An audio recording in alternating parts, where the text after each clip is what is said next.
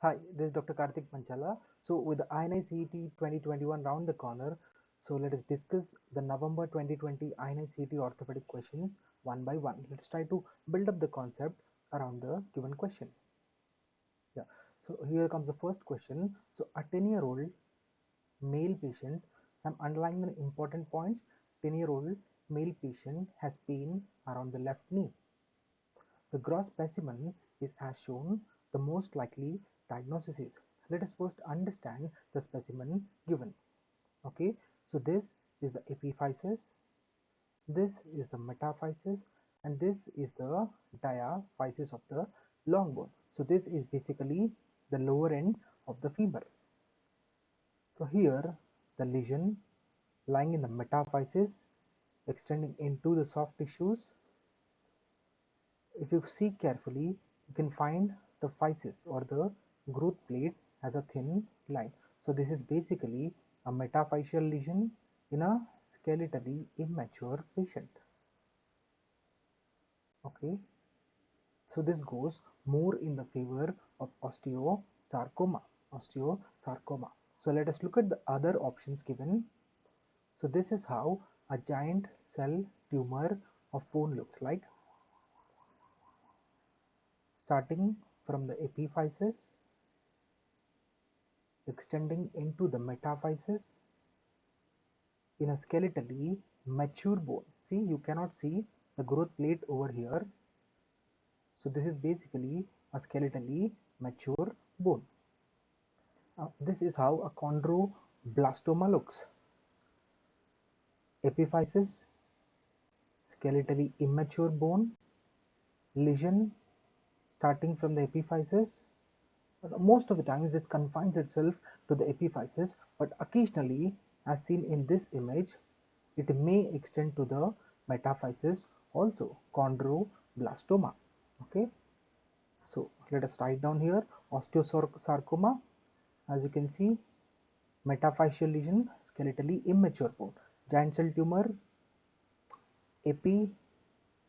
metaphyseal lesion, skeletally mature bone, chondroblastoma, epiphyseal, occasionally metaphyseal,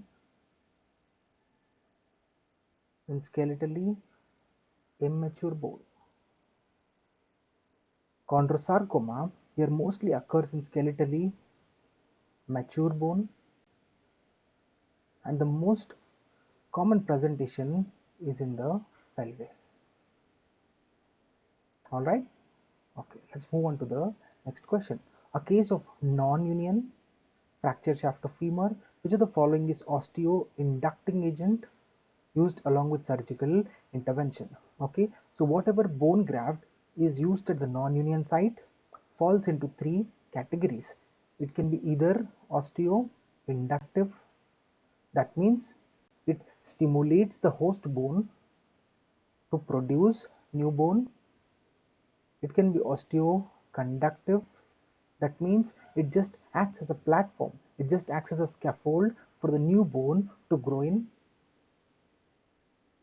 Or osteogenic property, that is, it has the property to generate the new bone. Alright, so most of the bone grafts which we use are osteoconductive. So the options given here, your polymethyl methacrylate, normally used as a bone cement, calcium phosphate and calcium sulfate, your synthetic bone grafts, all of them fall under osteoconductive category. The third option, the bone morphogenetic protein, is the answer. This is basically osteoinductive, that is, it stimulates the host bone to form new bone. Okay, now the third one, that is osteogenetic property,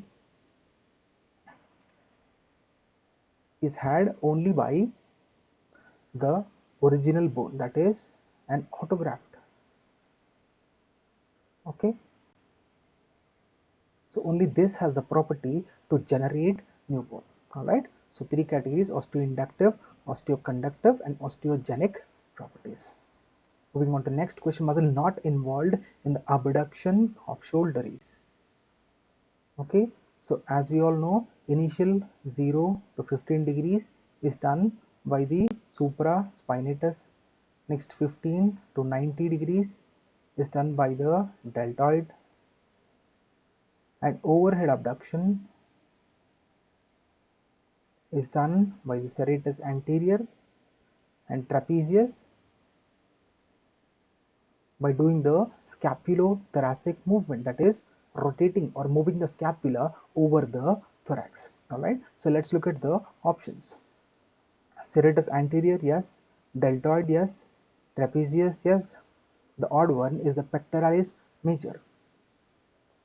Basically, pectoralis major is a adductor of the shoulder, adductor. Alright, next question. In spine surgery, screws are put through. Okay, so in majority, most number of spine surgeries, the screws are put through this part. So let us basically label each of the parts. This is the vertebral body, the transverse process, the spinous process, okay, the spinal canal, and this part through which the screws are put is called as the pedicle. The pedicle.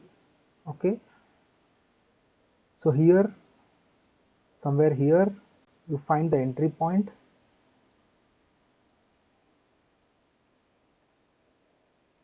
and put the screw all the way into the vertebral body so that you can get proper hold. Okay, so pedicle is the right answer.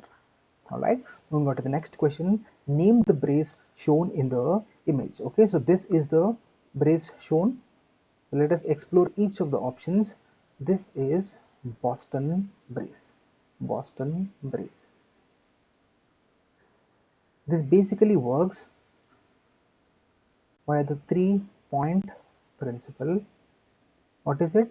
Now here at this 2 points, it provides compression, and this is the third point, 1, 2 and 3. So it is correcting the spine side to side, that is it is trying to correct the scoliosis. Side to side is your scoliosis by 3-point principle. Okay, 1, 0.2 and 0.3. So this is basically a low profile brace because it starts under the axilla. It is not extending all the way from the neck. So this is most commonly used.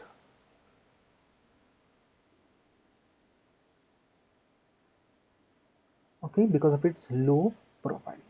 This is the one given in the options. What does it have? A pelvic mold.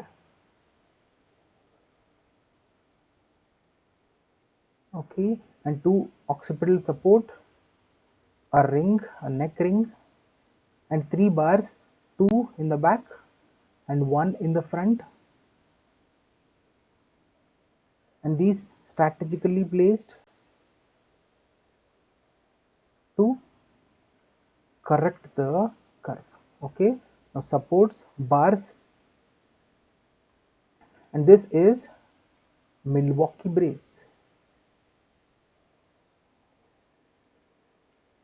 Milwaukee brace. Alright, so the next option is the Ashe brace, anterior spinal hyperextension. This again works with the 3-point principle, but the plane in which it acts is different. Alright, so the Boston acted in side to side plane, whereas this acts in the front to back, that is your sagittal plane. So as you can see, there is one pad sitting over the sternum, one pad sitting over the pubis, so 0.1, 0.2 and one pad sitting on the lumbar area. So 3-point principle, which does to extend your spine, extend your spine. Okay, this is Ashe brace, sometimes used in osteoporotic fractures or post-op immobilization. Okay, this is Taylor's brace. This has your shoulder straps and 2 bars. This again acts in the sagittal plane, that is front to back, used to extend the spine. Indications: osteoporotic fractures, post-op immobilization of spine. Alright, so the correct answer for the question is Milwaukee brace. Please go through the different concepts of scoliosis, the Cobb's angle, the Adams test, because this topic has been asked very frequently in the recent national level examinations. Okay, so 30-year-old patient has no neck movements. No neck movements. The X-ray is as follows. What is the diagnosis? Let's look at the X-ray. So this is the X-ray. You can see the vertebral body is completely fused, and as the question says, there are no neck movements. So what do you call a completely fused spine? A bamboo spine. Bamboo spine. Characteristic of ankylosing spondylitis. Now, the other options are Reiter syndrome. How does it present? Can't see, can't pee, can't climb a tree. Because can't see is your conjunctivitis or uveitis. Can't pee is urethritis. Can't climb a tree because of arthritis. So clinically, the question does not have any of these. Now, rheumatoid arthritis has completely a different presentation, and fluorosis. In fluorosis, in the X-ray, the marked thing you find is sclerosis. There is marked sclerosis, and ossification begins with the posterior longitudinal ligament. The anterior elements are rarely ossified. All right. So the apt answer here is the ankylosing spondylitis. Now there was a long question in which the important findings are 40-year-old female, bilateral small joints of hand. See, this is symmetrical. Bilateral is symmetrical with morning stiffness. So the most likely diagnosis would be rheumatoid arthritis. Rheumatoid arthritis. Now at this juncture, you need to revise the 1997 revised criteria for the rheumatoid arthritis. Which of the following increases the bone formation in osteoporosis? Okay, the options are teriparatide, bisphosphonates, calcitonin, and denosumab. Okay, so drugs which are used in osteoporosis either decrease the bone resorption by acting some way or the other on the osteoclasts, or increase the bone formation. Okay, so let us look at the options given. So teriparatide is a form of parathyroid hormone. So normally what does a parathyroid hormone do? It attaches to the osteoblast, the rank ligand is released, and osteoclast is stimulated, and the bone is resolved. Now this is a form of parathyroid hormone which activates only the osteoblasts. Okay, it does not activate the osteoclasts and hence stimulate the formation of bone. Okay, so this is the right answer. Let's look at the rest of them also. Bisphosphonates. These are absorbed into the osteoclast and do the apoptosis of osteoclast cells, and thus decreasing the bone resorption. Now, calcitonin also acts over the osteoclast to decrease the bone resorption. Now, denosumab, this is important. This acts on the rank ligand.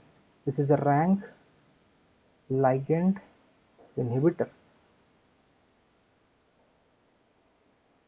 such that the osteoclast stimulation is stopped. Okay, so all the drugs fall into this category except for the PTH form of PTH, that is teriparatide, which falls into bone formation category. Okay, which of the following tests are not commonly used in osteoporosis? Let's look at the option. First is DEXA, your dual energy X-ray absorptiometry, very commonly done.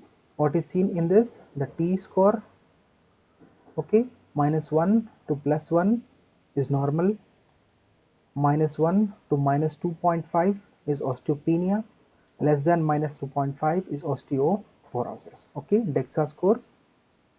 In fact, this is the gold standard test done for osteoporosis. All right, bone scan is very rarely done for osteoporosis. It is mainly used for your infections or cancers.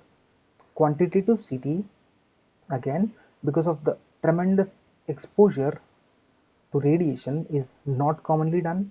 Chemical analysis, what does this mean? Serum calcium, serum level of vitamin D, all this come under chemical analysis. Now this is very commonly done for osteoporosis. And X-ray, yes, to see the trabeculae.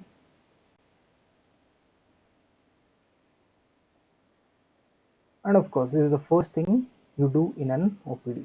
So commonly done, DEXA, chemical analysis, and X-ray. Bone scan and quantitative CT are rarely done. All right. Thank you.